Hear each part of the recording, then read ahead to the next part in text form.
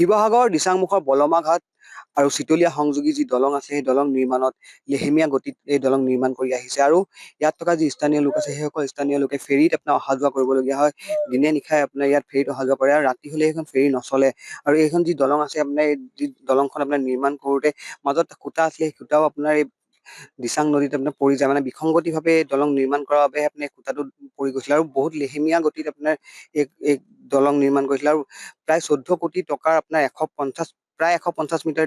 দৈৰ্ঘ্যৰ এই দলং আপোনাৰ নিৰ্মাণ কৰিছিলে কিন্তু এই দলং বৰ্তমানলৈকে নিৰ্মাণ হৈ উঠা নাই যাৰ বাবে ইয়াত থকা স্থানীয় যিসকল ব্যক্তি আছে সেইসকল ব্যক্তি বহুত অসুবিধাৰ সন্মুখীন হ'বলগীয়া হয়। আপোনালোকে এইখন দলঙে সদায় অহা যোৱা কৰি থাকে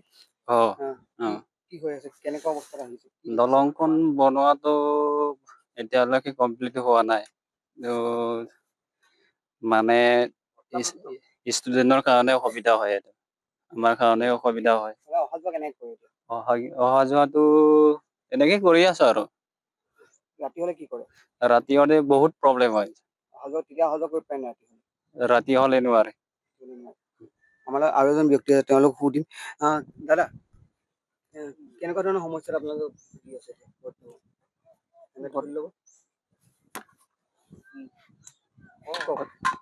বাৰিষা দিনত বেছি অসুবিধা হয় বানপানীৰ সময়ত ৰ'ব লগা হয় আৰু ৰাতি বিশেষকে পাৰ হ'বলগীয়া মানুহখিনিক বেছি অলপ অসুবিধা হয় চৰকাৰে কিবা আহ্বান জনাব নেকি চৰকাৰে অলপ সোনকাল কৰি দিলে ভাল হ'ব এইসকল ব্যক্তি আপোনাৰ এই ধৰণে সদায় প্ৰতিদিনে অহা যোৱা কৰিবলগীয়া হয় তেওঁ দৈনন্দিন জীৱন অতিবাহিত কৰিবৰ বাবে তেওঁলোকে এই দলং পাৰ হ'বলগীয়া হয় চিতলীয়াৰ পৰা চিতলীয়াৰ পৰা দিচাংমুখৰ পৰা চিতলীয়া সদায় তেওঁলোকে অহা যোৱা কৰিবলগীয়া হয় আৰু এই দলংখন মানে যি লেহেমীয়া গতিত নিৰ্মাণ কৰিছে তাৰ সম্পূৰ্ণ দায়িত্ব আপোনাৰ ইয়াত যি ঠিকাদাৰে ল'ব লাগিছিলে কিন্তু প্ৰশাসনৰ লগত মিতিৰালি থকাৰ বাবে আজিলৈকে এই ঠিকাদাৰৰ কোনো ধৰণৰ ব্যৱস্থা গ্ৰহণ কৰা পৰিলক্ষিত নহলে আৰু অনাগত দিনত লক্ষণীয় হ'ব যে এই দলংখন অতি সোনকালে নিৰ্মাণ কৰিব নে নকৰে সেয়া আমি জানিব লাগিব আৰু আৰু এজন ব্যক্তি আছে দাদা কি কব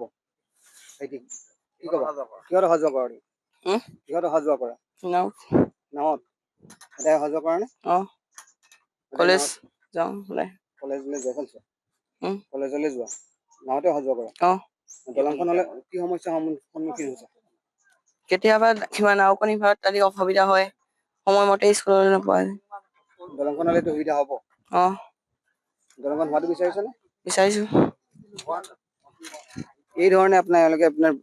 নাৱত অহা যোৱা কৰে প্ৰতিদিনে আপোনাৰ বহুতো ভয়াৱহ এটা পৰিস্থিতি অহা যোৱা কৰে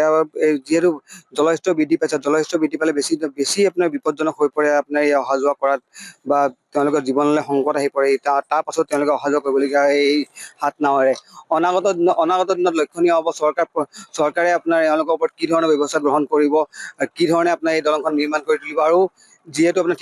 ঠিকাদাৰৰ ওপৰত কি ব্যৱস্থা গ্ৰহণ কৰিব ইমান লেহেমীয়া কাম কৰা ঠিকাদাৰৰ ওপৰত ব্যৱস্থা গ্ৰহণ কৰিব নে অনাগত দিনত নকৰে যিকোনো খবৰৰ বাবে যোগাযোগ কৰক 7099017330 লগতে 7099017110 নম্বৰত